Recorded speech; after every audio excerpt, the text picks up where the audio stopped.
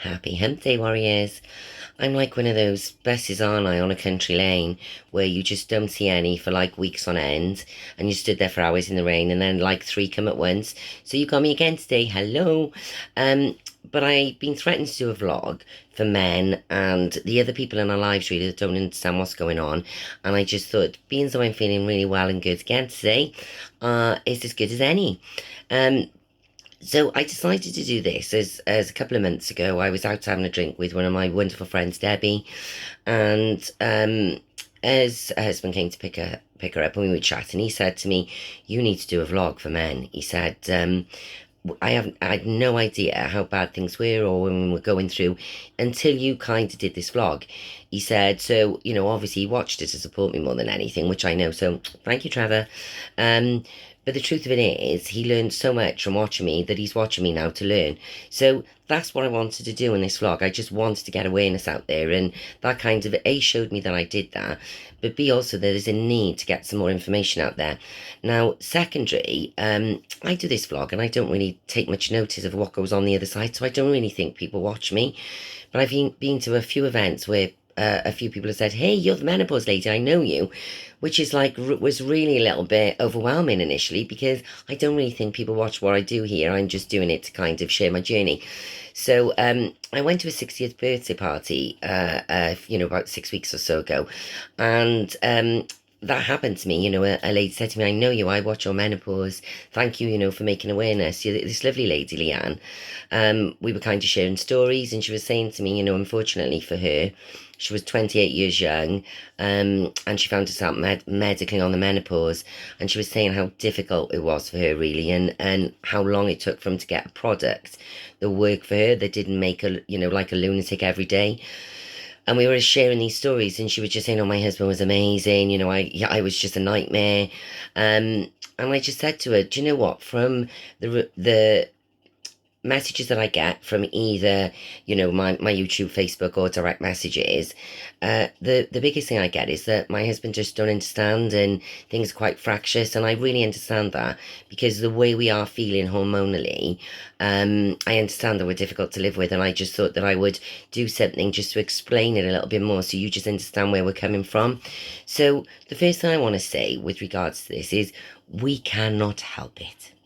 So we don't get up in a morning and just think, right, what am I going to do today to make your life as miserable and as difficult as possible?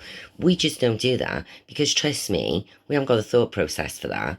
Like, we need to know how we're going to function that day. So you, unfortunately, are the least of our worries.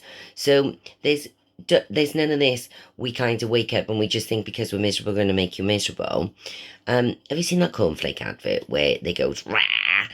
It's like that until you open your mouth and you kind of start to function for the day, you just don't know how you're going to be. So when we kind of open our mouth and we're gnarly, it's not that we mean to be gnarly, it's just that our hormones have kind of done a dump on our brain throughout the night, and unfortunately that's what comes out of our mouth. Now, an hour later, we might be full of sunshine and roses, but again, it's nothing that we have planned, so it's not a conscious decision in our mind to either make your life miserable or make your life wonderful. It's just we don't have that thought process. So I don't want you to flatter yourself to think that we do this to make your life as difficult as possible, because unfortunately for us, we just don't have that capacity. We only have the capacity to deal with how we are dealing with the day. So unfortunately, while we're going through this, in some ways, your needs become secondary.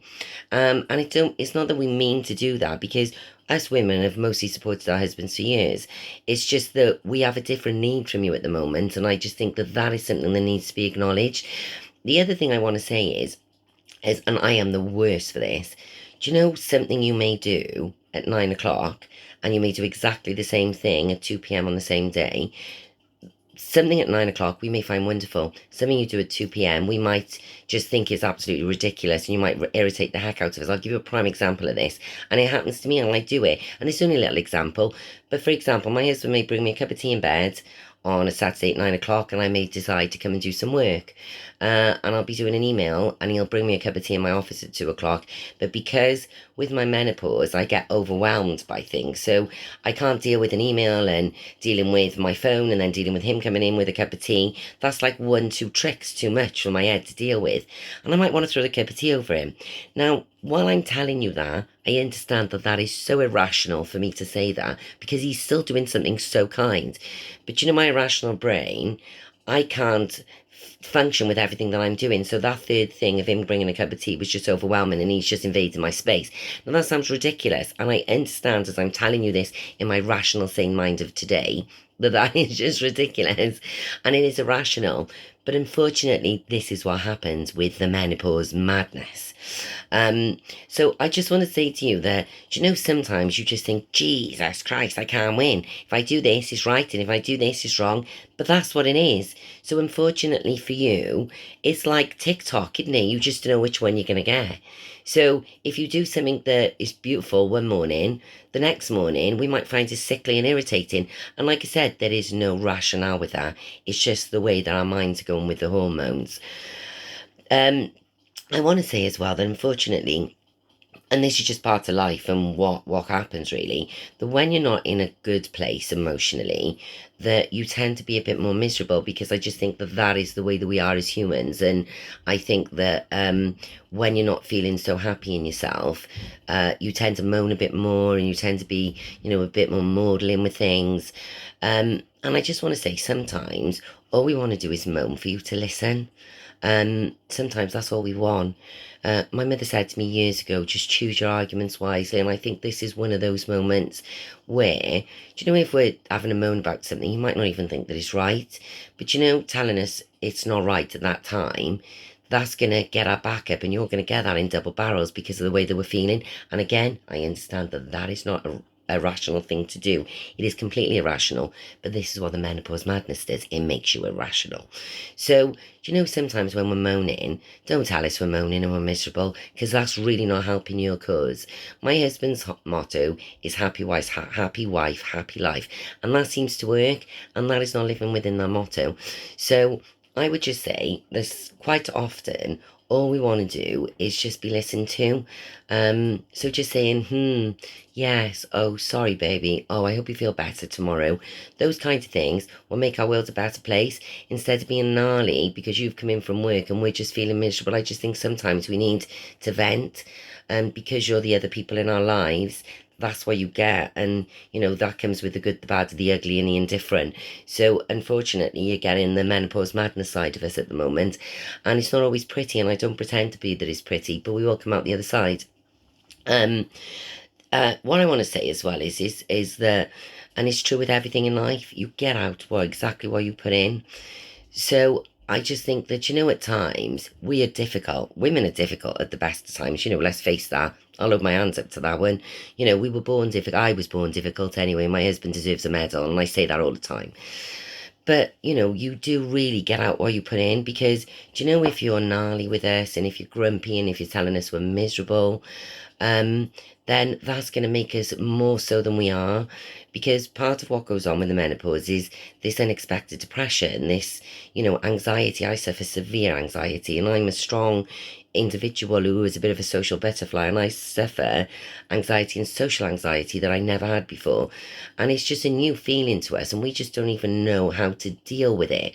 And like I keep saying, unfortunately, it's so irrational that we can't understand it ourselves. So because we can't understand it, we can't explain it to you. So, do you know what? Be kind, be caring, be empathetic. That's all we ask for. And I know sometimes that's difficult, because really you want to tell us to shut up and go lock ourselves in the shed. And I get that, and I understand that we're difficult. But the best way for you to get out of this in one piece is just to be kind. And I just think that that goes a long way. And I just think that I think, going out with social anxiety, I think the way that we feel, the way that we look, we could wear an outfit one day and feel $1,000,000 in it. We could wear the same outfit 24 hours later and feel like, that we look dreadful. You have that body dysmorphia thing that goes on. You're feeling not good. And then again, there's no method or madness in that. And by saying you're stupid and you're ridiculous and you look good in that last week and you wore that out before, what's the problem? That just don't help the cause. So by saying you look amazing, don't be you saying don't be silly is making you be reflective on how you are, and that just don't help in the way that we are. But by saying, oh, you look lovely, baby, once you get out, we'll be fine. I'm sure it'll be okay. It's just nurturing. It is just holding your hand and nurturing. And I think that being caring, considerate, and kind, you put that in, and I think that you get a better side to us. Now, trust me, you're never going to get a great side to us at the moment because, as I keep saying, it's so irrational that we can't comprehend the way that we're feeling ourselves. So we can only give you what we're giving you at that moment. But like I said, how we felt 10 minutes ago and how we feel now are two different things. So it never really lasts long. I think if you are a little bit more nurturing in return, the feeling that we are makes us feel a little bit better. So I think that you can help us feel better by just giving us those things. Um, and I just think that, I'm going to end this on, it just doesn't cost anything to be kind. I think that sometimes, I think especially when you've been together for a while, I think that sometimes it's easy to just get gnarly because you're in routines and, the life just kind of takes over. But I just think it don't cost anything to be kind. And I think that at this time in our lives, we probably need more support than we ever did. And for somebody like me who's a strong-willed individual, I struggled actually with that feeling of needing more support. And I was probably more aggy towards my husband because I felt that I needed him more, which sounds ridiculous, again, irrational. But unfortunately, that's what goes on. And I kind of recognise that now. And I'm open about that. And doing this blog have been really cathartic for me because I speak more to my husband. He understands me more. And he was good anyway, as I said. But he understands me a lot more. And I just think by talking is the key. I think communication, while all this is going on, is just the most important thing. Because what I've realised by doing this vlog is that people are still not talking about it. It blows my mind. I cannot tell you how many women have written to me and told me how they're feeling suicidal, how, they've never been so depressed in their life that they woke up one day and felt a certain kind of way and couldn't control it.